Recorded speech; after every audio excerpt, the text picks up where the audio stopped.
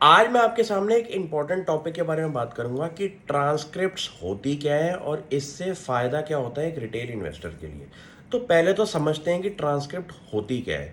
आज की डेट में जितने भी कंपनीज के फाइनेंशियल रिजल्ट्स आते हैं, तो उसके बाद कुछ अच्छी कंपनीज अपनी कॉन्फ्रेंस कॉल्स करती हैं इन्वेस्टर कम्युनिटी को अवेयर करने के लिए कि कंपनी के फाइनेंशियल पोजीशन कैसी है, कंपनी का ग्रोथ आउटलुक क्या है, और सबसे बेस्ट पार्ट, इस कॉन्फ्रेंस कॉल के अंदर जितने भी इन्वेस्टर्स हैं वो इन्वॉल्व हो सकते हैं और मैनेजमेंट से डायरेक्टली क्वेश्चंस भी पूछ सकते हैं।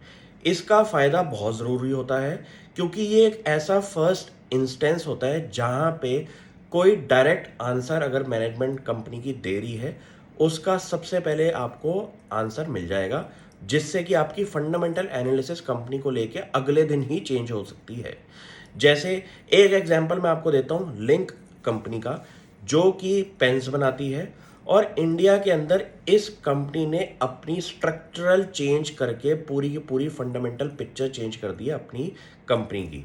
जैसे कि कंपनी ने अपनी ट्रांसक्रिप्ट के अंदर बहुत अच्छी अच्छी बातें भी बोली, जिससे आपको एक ओवरऑल इंडस्ट्री का सिनेरियो पता चल जाएगा और आपको ये पता चल जाएगा कि कंपनी का ग्रोथ रेट कहाँ तक जा सकता है अगले कुछ सालों में।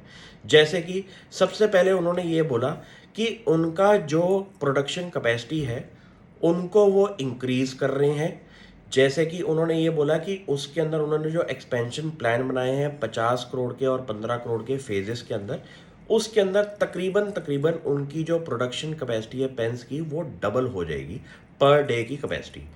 ये बहुत ज़रूरी है कि मैनेजमेंट 2025 तक अगर अपनी टॉप लाइन की बात कर रही है कि उनकी 750 करोड़ की टॉप लाइन हो जाएगी, एबिटा मार्जिन 15% के ऊपर के हो जाएंगे, रिटर्न ऑन इन्वेस्टमेंट कंपनी की 21% की हो जाएगी, तो उन चीज़ों को पकड़ना बहुत ज़रूरी है कि ये चीज़ें कंपनी करेगी कैसे।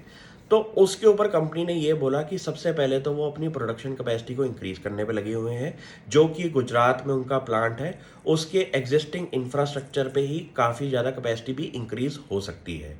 सेकंड बात कंपनी ने ये बोली है कि उन्होंने जो अपना टारगेट 2025 का दिया है, इससे ये पता चलेगा कि कंपनी सपोज एक्स रेवेन्यू आज की डेट में कमा रही है, तो उनका 1 से 2 साल में आउटलुक क्या है कंपनी को लेके।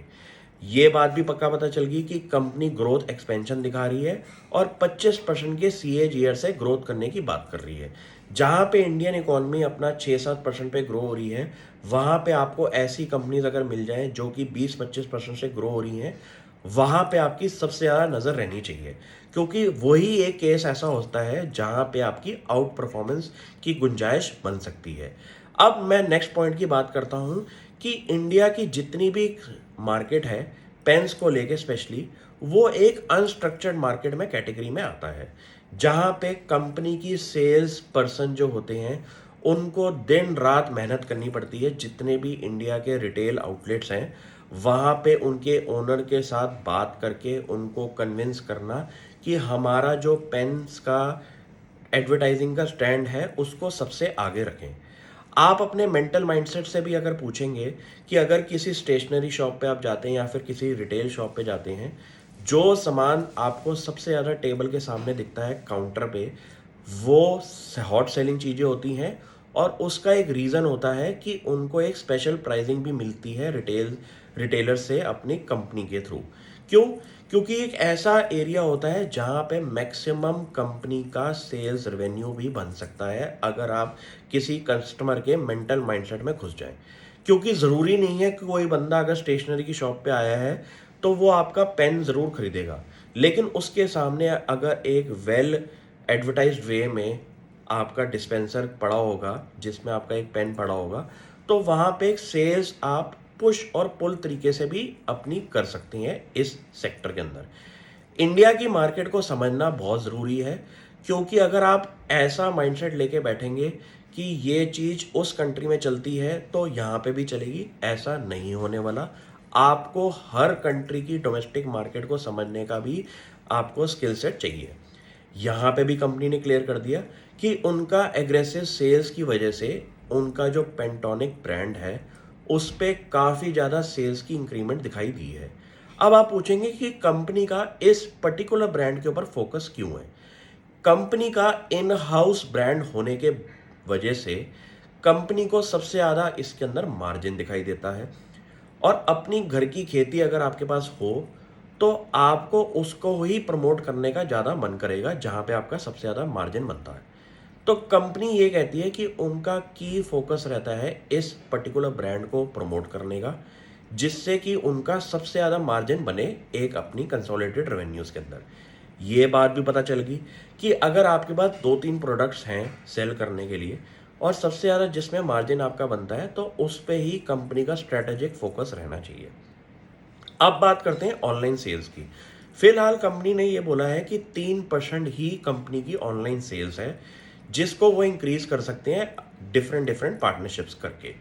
इतना पता चल गया कि स्टेशनरी मार्केट के अंदर अभी बहुत बड़ा गैप है ऑनलाइन सेल्स का और ट्रेडिशनल सेल्स के कंपैरिजन पे। और सबसे इंपॉर्टेंट चीज, कंपनी ने एक एक्विजिशन किया है केनिया जैसी कंट्री के अंदर। तो सबके दिमाग में ये क्वेश्चन आया कि ये कंपनी इंडिया में मैन्युफैक्चर क्यों नहीं कर रही और एक्सपोर्ट करे जहाँ पे उनको ज़्यादा पैसा मिलेगा। तो मैनेजमेंट ने इसका क्लियर आंसर दिया कि अफ्रीका एक बहुत बड़ी मार्केट है स्टेशनरी प्रोडक्ट्स के लिए, लेकिन इंपोर्ट बैरियर्स होने की वजह से इस मार्केट के अंदर आप एक्सपोर्ट नहीं कर सकते कुछ गवर्नमेंट की रेगुलेशंस की वजह से, जिसकी वजह से उनको ये डिमांड कैप तो पता चल गया कि अफ्रीका में है, इसलिए उन्होंने वहां पे जाके एक एक्विजिशन भी किया है। अब सबसे इंपॉर्टेंट चीज कि इस एक्विजिशन से कंपनी को फायदा होगा या नहीं होगा। उन्होंने इस चीज का आंसर दिया कि अगर डोमेस्टिक मार्केट के अंदर लिंक अपना 40% का ग्रॉस मार्जिन करती है तो सीधा एक्सपोर्ट मार्केट के अंदर उनका ग्रॉस मार्जिन 4 से 5% बढ़ जाता है। आपको ये पता चल गया कि अगर आप इंडिया में 100 रुपये कमा रहे थे तो आप एक्सपोर्ट सेम चीज़ अगर मार्केट में सेल करें तो आपका 104-105 रुपये बनेगा। 5% की ग्रोथ बहुत बड़ी ग्रोथ होती है इतने बड़े लेवल पे। ये चीज़ें समझने से आपको ये पता चल जाएगा कि मैनेजमेंट आज से 1-2 साल का टाइम पीरियड जो बना रही है उसमें काम क्या कर रही है, और ऐसे बड़े काम करके ही एक बड़ी कंपनी खड़ी होती है। पेंटोनिक ब्रांड कंपनी का इतना बढ़िया चल रहा है कि जिस पे कंपनी ने अपनी प्राइसिंग सही रख के लोगों को एक एस्पिरेशनल वैल्यू देने की कोशिश करी है ब्रांड के अंदर, कि कोई भी बच्चा आज की डेट में अगर स्टेशनरी खरीदने जाता है अपने पेरेंट्स के साथ या वो खुद, तो अगर वो स्टेशनरी की शॉप पे वो पेन देखेगा, उसके मेंटल माइंडसेट में आप घुस के एडवर्टाइजिंग करके उनको एक ऐसा अवेयरनेस कर सकते हैं कि उनकी रिक्वायरमेंट इस पेन की ज़रूर बन जाए। ये चीज़ें समझने से ही आपको धंधा समझ आता है। स्टॉक प्राइस से घबराने की ज़रूरत नहीं है ऐसे केसेस में। Thank you.